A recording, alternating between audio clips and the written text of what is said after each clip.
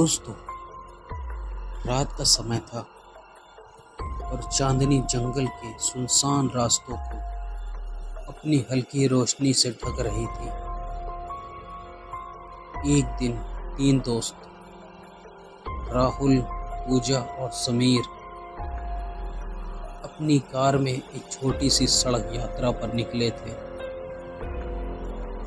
सब कुछ सही चल रहा था जब अचानक उनकी कार एक सुनसान रास्ते पर रुक जाती है। रास्ते के आसपास घना जंगल और अजीब सा सन्नाटा फैला हुआ था।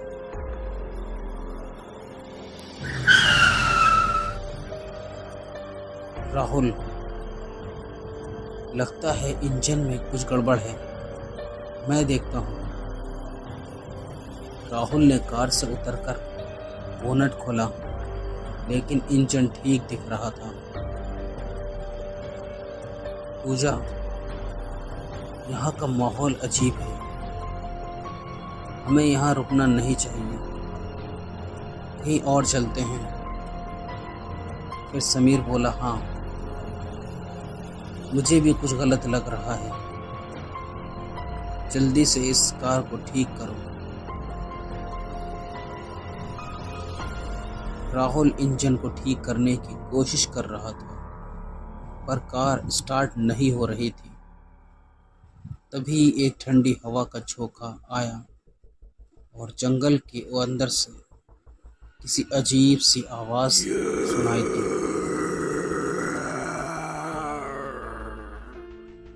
तीनों ने एक दूसरे की तरफ देखा।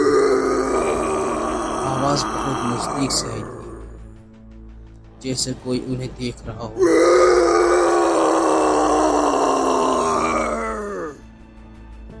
फिर पूजा ने कहा, क्या वो आवाज तुम्हें भी सुनाई दी?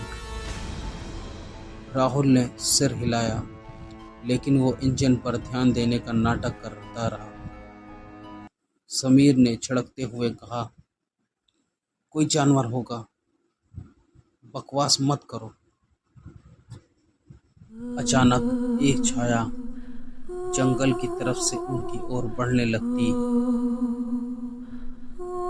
वो परछाई एक लंबी और डरावनी आकृति में बदलने लगी। तीनों को अब डर का एहसास होने लगा था। फिर राहुल डरते हुए बोला, ये क्या है ये? पूजा ने घबराकर समीर का हाथ थाम लिया। छाया धीरे धीरे उनकी तरफ बढ़ रही थी। तभी एक जोरदार चीख गूंज उठी और उनके सामने एक भयानक चुड़ैल प्रकट हुई। उसकी आंखें खून से लाल थीं और उसके होठों पर खून की बूंदें सूख चुकी थी। ऐसा लग रहा था कि वो हाल ही में किसी का शिकार कर चुकी। फिर चुड़ैल बोली, तुम लोग यहाँ क्यों आए हो? ये मेरी जगह है और मुझे भूख लगी है। तीनों का दिल तेजी से धड़कने लगा।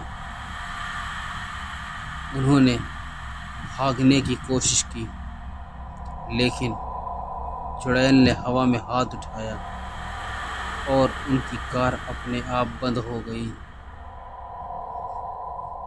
अब उनके पास कोई रास्ता नहीं था। चुड़ैल उनके आसपास मंडराने लगी। उनकी सांसों की आवाज़ बहुत तेज हो जाती है। फिर राहुल बोला, हमें यहाँ से निकलना होगा। समीर ने घबरा कर कहा, लेकिन कैसे? वो हमारी कार को रोक रही है। पूजा ने अपने बैग से एक पुरानी किताब निकाली। वह किताब उसकी नानी ने उसे दी थी और कहा था कि ये बुरी आत्माओं से बचने के लिए है। पूजा ने, इसमें से कुछ होना चाहिए, कुछ मंत्र जो इस चुड़ैल को रोक सके। पूजा जल्दी जल्दी पन्ने पलटने लगी। चुड़ैल ने अब उनके बेहद करीब आ चुके थे। उसकी लंबी नाखूनों वाले हाथ अब समीर के पास पहुंच चुके थे। पूजा ने एक मंत्र पढ़ा और अचानक चुड़ैल चीखने लगी। उसकी चीखें इतनी जोरदार थीं कि तीनों के कानों से खून निकलने लगा।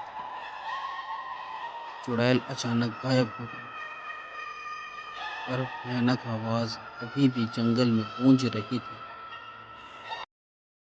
उनकी कार अचानक स्टार्ट हो गई। राहुल ने बिना देर किए कार चलाना शुरू की और वे तेजी से उस जगह से भाग निकले। जंगल की परछाइयां अब भी उनके पीछे थी और चुड़ैल की हंसी हवा में गूंज रही थी। वे सभी जानते थे कि वे भले ही इस बार बच गए हों, पर वह चुड़ैल अब भी कहीं न कहीं उनकी तलाश में होगी। दोस्तों, उम्मीद करता हूँ ये भयानक कहानी आपको बहुत ज़्यादा पसंद आई होगी। वीडियो अगर पसंद आई हो तो वीडियो को लाइक और हमारे चैनल को सब्सक्राइब कर दें। फिर मिलते हैं भयानक वीडियो के साथ, जब तक के लिए गुड बाय। जिस दरवाजे से तुम्हें डर लगता है वो किसी और ने नहीं, उसी ने खोला है जिसे तुमने मरा हुआ समझ लिया था।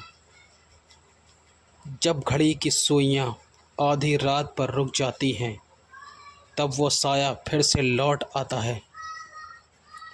आवाज़ें तभी सुनाई देती हैं जब कोई मरा हुआ तुमसे बात करना चाहता है। कहते हैं उस घर में जो गया वो कभी वापस नहीं आया। अब मैं वहीं जाने की सोच रहा हूँ। हर रात कोई मेरे नाम से मुझे पुकारता है, पर मैं जानता हूँ मेरे सिवाय इस घर में कोई और नहीं है। जिस गली से आज गुज़रोगे वहाँ हर कदम पर कोई तुम्हारे साथ साथ चलेगा, पर उसे कभी देख नहीं पाओगे। जिसे तुम आईना समझते हो वो असल में एक दरवाज़ा है दूसरी दुनिया का। दोस्तों, ऐसी भयानक और खौफनाक वीडियो देखने के लिए हमारे चैनल पर बने रहें। बहुत जल्द ऐसी खौफनाक वीडियो के साथ हम मिलेंगे। जब तक के लिए गुड बाय।